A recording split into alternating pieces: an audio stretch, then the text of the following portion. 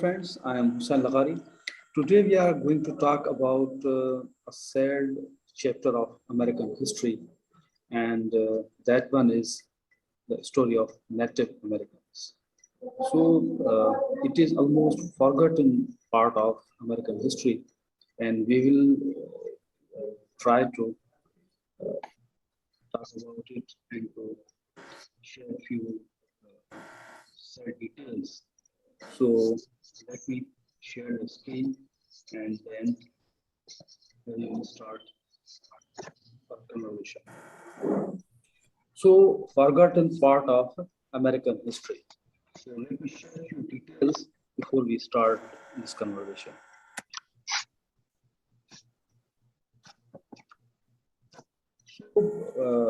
Nowadays, most of people are not well aware about Native Americans and their history. Native Americans can be described as Indian Americans and the indigenous people of USA, sometimes including Hawaii and territories of USA, and other times limited to mainland. There are 574 federally recognized tribes living within the USA, about half of which are associated with Indian reservations. Native Americans, as defined by USA Census, are indigenous tribes that are originally from the contiguous USA along with Alaska. So the total population of Native Americans is about 3.5 to 4 million currently, in which 2.5 million Native Americans are living all around the USA, with 1 million are living in the areas which are being recognized as reservoirs. In 2012, there were 1 million people who are living in these reservations. So let's move on. So now I would like to talk about the population of Native Americans. It is estimated that before arrival of Europeans, there were around 7 to 18 million or more Native Americans living in USA or current America. Repeated wars, genocides of natives, and Indian Removal Act of 1830 caused deaths and removal of Native Americans and decline in their population. It is estimated that more than 12 million Native Americans died due to disease and genocide brought by Europeans from 1492 to 1900. Some scholars believe that this figure can be high up to 18 to 20 million. One of the most sad part of American history. Some people do not talk about it, please ignore it. So now let's talk about occupied land and resources. In general, most Native American lands are trust lands. Approximately 50 million acres of land are held in trust by USA for various Native American tribes and individuals.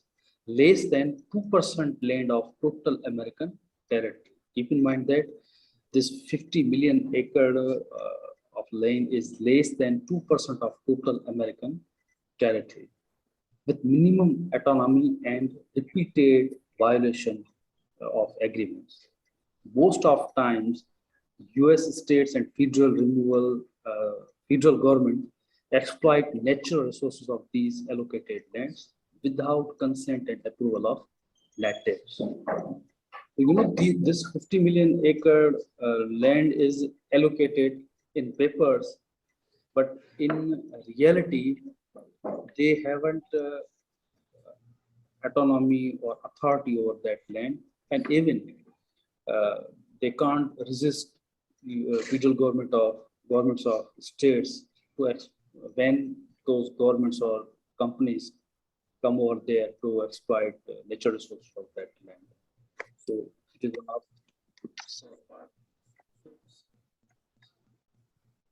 this is sad story, and we have to talk about it.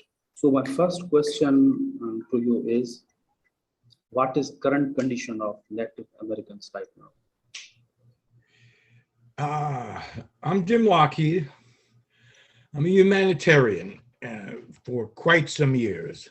And as an American, we have been given the Hollywood CIA version of what I call the first Americans. And in this, I have done a meme in which I say that we should honor the first Americans as a sacred trust. We have to change completely to this imperial genocidal history, and we have to make amends. The first Americans have been treated badly for all our lives. And for us Americans that are still alive, especially as elders, we were faced with a malicious propaganda campaign of Western movies and TV. And at one time there was 21 TV series on television in America, and of course, there was nothing that ever glorified the Indians. In fact, in Hollywood, it's not until the movie Cheyenne Autumn that any kind of empathy is expressed towards the first Americans. And so, there were despicable terms that we had heard and the stories that we, learned through the Christmas wrapping of the American telling of history, and that was that the only good Indian is a dead Indian. I mean, what a thing to bring your children up with. But when you go back, it goes back before the United States was established in 270 years ago. But even in the English colonies like Plymouth Colony, and then Thanksgiving, the probably what saved the colonists were the Indians, and the colonists gave the Indians smallpox infested blankets. And in the untold history of America, there is the truth that most of the first Americans died from the diseases that they caught from the European invaders. And this of course they're not going to tell. They're not going to tell the truth. So for the 270 years of America, we've been led by a Hollywood script to excuse their crimes.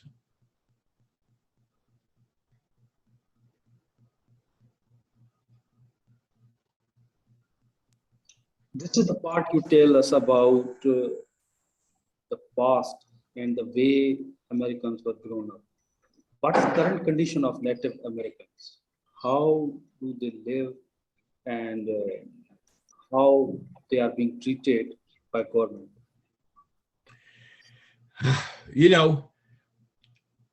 The cruelty hasn't ended, and it still goes on today. Most Americans, if you can imagine, have never met a first American. They've never met a Native American. They've never met an Indian. What a horrible name. And they have been forced to live on reservations on the worst possible land that was left that is part of the national park system or whatever, it wasn't good enough to build factories and support suburbs and all of the other defects of the US. And they are probably, at a percentage of over 95% live in poverty. And during the time, and there was a lot of bad, but alcoholism has become a really big problem because there's not much for them. And the main thing that holds them together, of course, is their tribal instinct. These are wonderful people. We as Americans have accepted that they would be treated like animals, and we've seen this with the Belgians in the Congo and the Europeans in Africa. This attitude of the Caucasian Western imperial peoples has to be changed. There is nothing special about us white people, which I've never considered myself to be a white person. I abhor that term. We have to make amends. The American people have to suck it up, have to start realizing that they are not the center of the universe and that their government is not, and they know this, everybody knows this, everybody will tell you this, the government of the United States is not working in the best interest of the American people, nor the world. The crimes are too many to mention.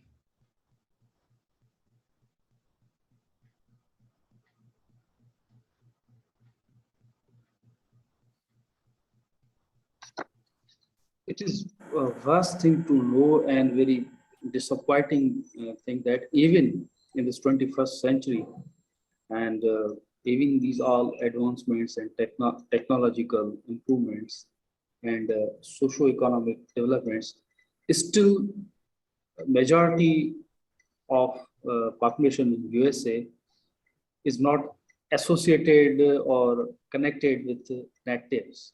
And what experience, and when you have been meeting these people, Native Americans, what do they feel about other people like other? It's true.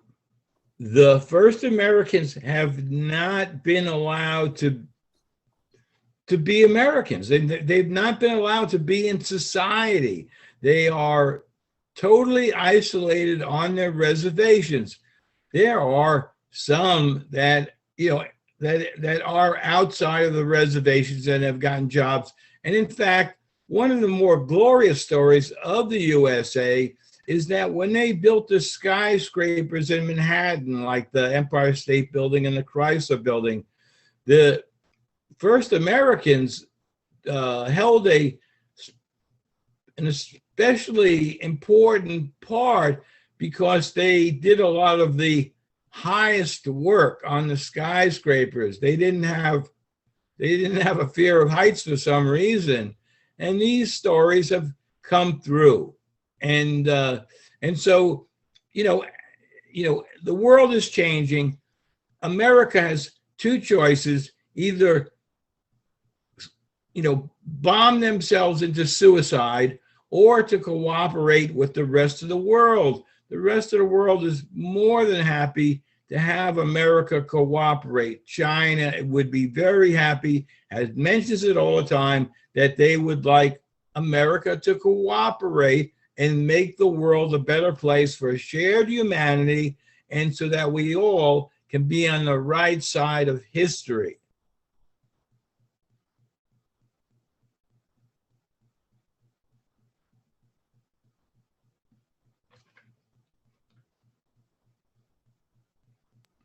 Exactly. Actually, we are not talking about the American foreign policy, how they treat others. But we are talking about internal condition of America, of USA, that how they treat their own people, and the way racism been increasing in USA even in 21st century. So it is, I think, alarming for American society. So what do you think about the racism has been increasing nowadays? It's not news to let people in the world know and be an American and say that America is in a lot of trouble. America has a form of governments that has 50% of the government officials fighting the other 50% of the people in the government. It's not working. It's not working at all. It's chaos and it's dysfunction. Each society, and this is true about religions too, is that they become static. They decide that that's it. We know what we know. We don't want to know anymore. We're not going to learn anymore. We got what we have. That's going to be it. And we're going to stay the same way forever. The world doesn't work that way.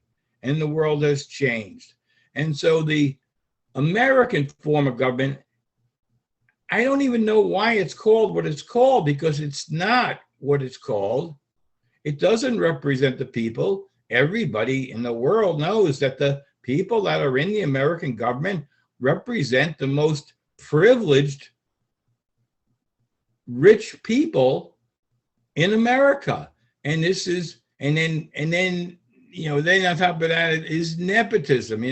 Somebody's related to somebody and they know the Rockefellers, and, this is not democracy in any sense of the word.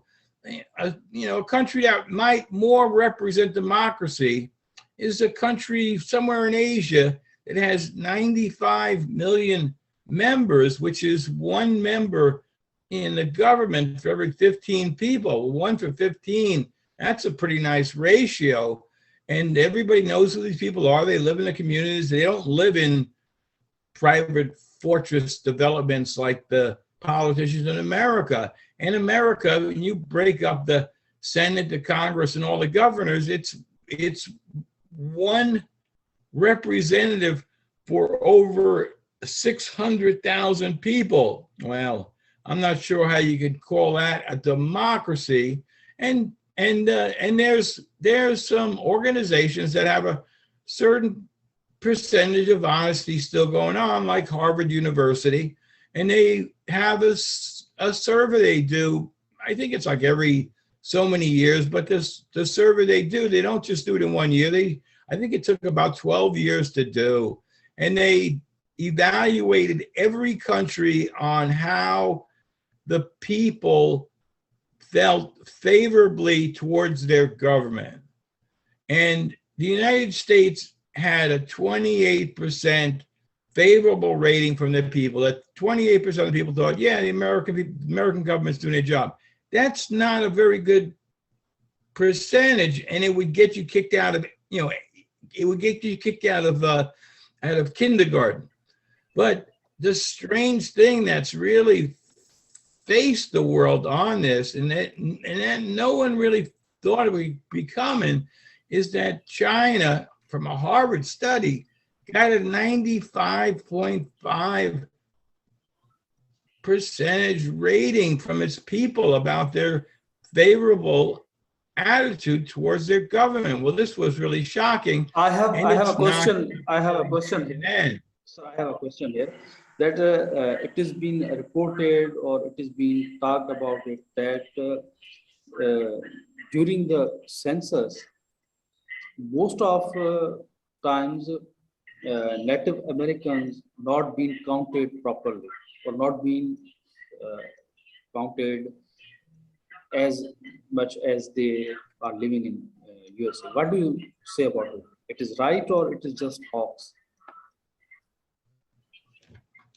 Okay, you're going to edit this part a little bit because I need to have you ask the question again. I said, is it right that Native Americans are not being counted properly uh, through census, or it is just a rumor? Wait, again, I'm not catching what you're saying. I said that, is it right that Native Americans are not being counted properly through census? The census. As far as, yeah, you know, the Native Americans are probably counted in the census, but it's almost like you know, in the Constitution, where African Americans were only considered to be 3/5 of a person. And so the first Americans, the Native Americans, they're not given the same consideration as the, you know, as the rest of the population. Uh,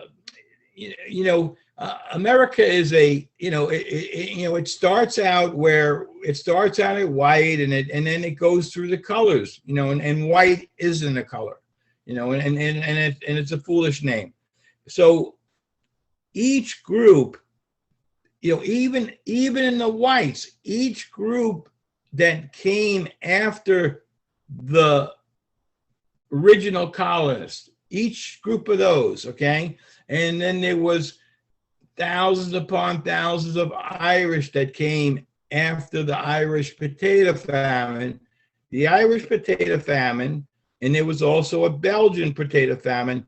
This was an unfamiliar crop, okay? No one addresses the fact that where the hell did the Irish get potato seeds from Peru? Well, this was a game that the aristocracy in Europe played, and this story is not told. Shame, shame. And so not only did Ireland have a potato famine because they didn't understand the potato then, so did Belgium have a potato, but it didn't hurt Belgium as much because they weren't under the thumb of the British. The Irish, of course, have been, the Irish are like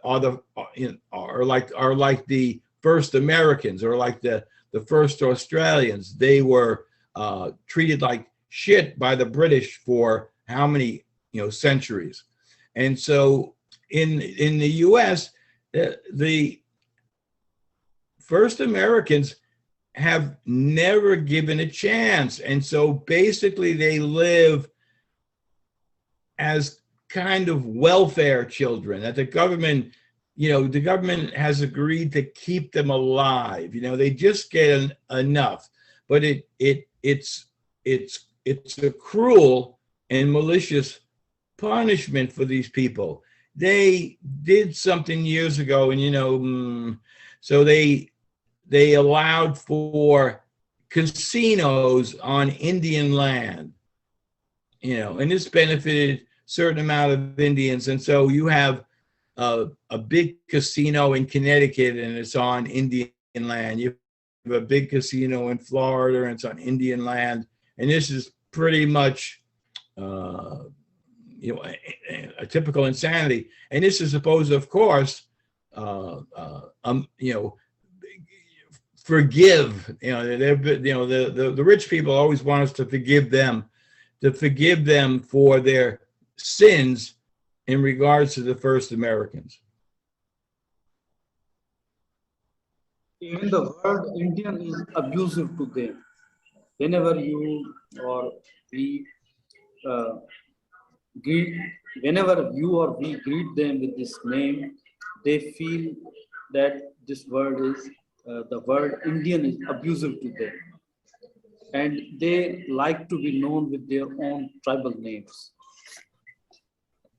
Well, we're all learning something new all the time, hopefully, because I'm not seeing it so much in America. But, it's just like that on that one, post that you just about there being 576 different tribes. Sir, 300 million Americans call them Indians because Columbus thought that he was going to find out America. He was going to access. He was going to access India. They are being called Indians because Europeans were uh, in Stupid. voyage to find India. So Right. why they are being called Indians even this century? Right. And you're right. It makes absolutely no sense that they would be called Indians. And that's why I call them, because I honor them, is that I call them the first Americans. Exactly. You know, I tried. I said, this word Indian is wrong. You know, there's no way. You know, so there's got to be some statement that can honor them. And I came up with the first Americans, and I say the same thing about the Australians. I don't use the Western words anymore. I'm really kind of training myself away from that false narrative. And so in honoring these people, I choose first Americans. If anybody wants to follow me on that, you know, that's going to happen or not going to happen. It's not my decision. But, you know, I think, you know, if America is going to get into the future, and I remember, America has neglected its infrastructure for 70 years now, okay? Which, of course, is a crime. And if you had people in your company that had not done their work for 70 years, you'd probably fire them. But the U.S. government is allowed to be totally incompetent because their pure purpose is only to funnel the tax money directly to the military-industrial complex. This is not a surprise, you know, it's not like a revelation, you know, everybody knows it, you know. I mean, Eisenhower told it, and then they killed Kennedy.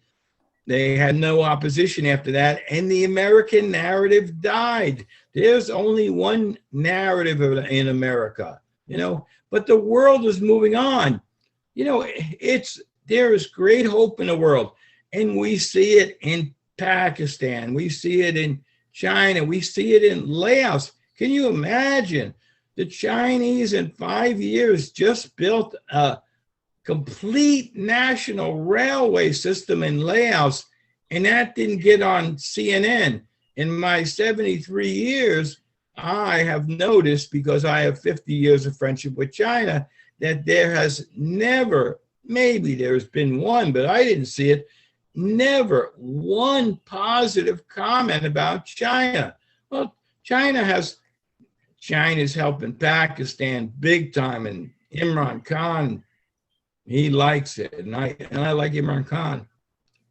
Okay, you know, so 40,000 kilometers of high-speed rail to zero is not a competition. You know, China doesn't want to be a. We should move back to our topic, and that is the current condition of Native Americans. So one of narratives I have been dealing with, or I have heard it, that the popular narrative in power corridors in USA is that Native Americans, most of Native Americans are not interested to change themselves, or they are not interested for development. What do you think about this narrative? Well, again, you know, that's the problem that we're all having in the West. And this includes a lot of the Pakistani thinking also, because they're influenced by the Western media. And that's that, you know, obviously, if you're a genocidal colonialist and you have trodden on people and everything, you're going to say that they're lazy. You're going to say negative things about them. Well, I can't use that dialogue.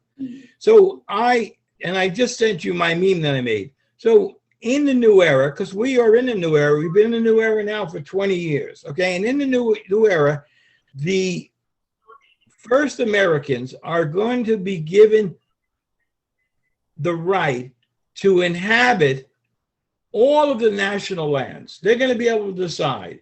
They're going to be involved in the decisions. And in these national parks, there is going to be some minor industries. There are going to be villages. There are going to be villages that are going to need stores, and villages are going to need electricity, and they're going to have the chance to live a decent life in the best lands on the national parks, that they would be the caretakers of their village. Okay, all the money that's needed to create a totally sustainable development is going to be available to them. Not as a matter of it doesn't make profit, because we're over that. We know what that game is, and that game's not working for us.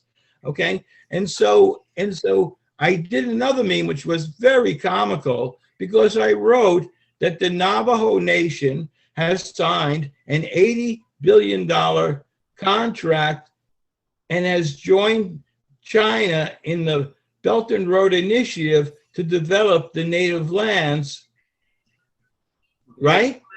Okay, so that's like, wow, that's kind of cool. So Okay. anyway, So, sir, we are going to conclude this conversation. I want to say, or I want to ask you that how common American citizen can play his or her role for inclusiveness of Native Americans, to include them in mainstream, how they can play their role. just say the last question again. I said that how common American citizen can play his or her role for inclusiveness, for including Native Americans in mainstream socio-political environment and socio-economic, mainstream socio-economic activities. The American people have a responsibility as citizens, okay, to do what we all know is right, to work for peace, okay, to protect and preserve Mother Earth, and to build a future for the children. This is pretty basic. Every tribe believes in this. This is what is. And so it's that, and this is going to be hard in America, because we all know that all of the media is so totally controlled. It's just one narrative. I talk about children a lot. And all my, about the future of the children. We have to build a future for the children. But if you look at all of the politicians in America, you're not going to see, you might hear a couple of words here and there, but you're not going to see any work. You're not going to see anybody talking about the elderly and that they need support, of course. So in this, that until, there's not going to be a revolution like, that China and Russia were luckily enough to create. And we're not going to start picking up our guns and start, fighting against bomber planes. The revolution is going to have to come through the people, and through the different sources. But the dialogue has to change. If American people continue the Western dialogue, they are going to get nowhere. They have to get rid of their baggage, okay? Or they're going to go down with the ship. And so little by little, and it's not easy, because the Americans have been so propagandized through CIA and think tank programs to believe that the lies are true. And Malcolm X talked about this, and George Orwell, warned us about this stuff, and we see it happen. And even the Americans that they promised me that they're awake, and they're using the same words. They mention superpower, and they mention, competition, so we have to start using words that are good for humanity. And we have to act this way. I'm kind of lucky because, this is my life, but not everybody has that good fortune to, to be out there and help people on 6 continents, doing what they could do. So there's a lot of hope in the world because the world is changing, and and in fact, in the next 5 years, people are going to see it more and more. And I just did a post on Facebook in a group of groups, and I'm not going to say what it's about because it's not about that there's something good happening in America. And this post is closing in on 1,000 likes, and this is a very good sign for the people of the world that the mindset is changing. And I do my best to study Pakistan a little bit, and I and every day I can read another thing. The recent one that Imran Khan mentioned about the new road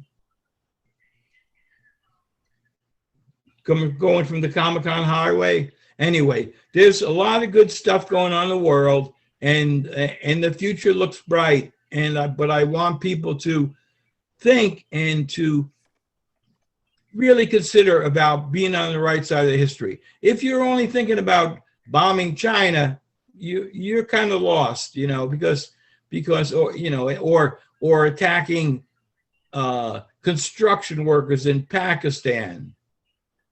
That's not nice. Sir, thank you for your time, and we will be here for another talk and another conversation. So thanks for your time, for your precious time. Thank you, Hassan. Thank you, everybody.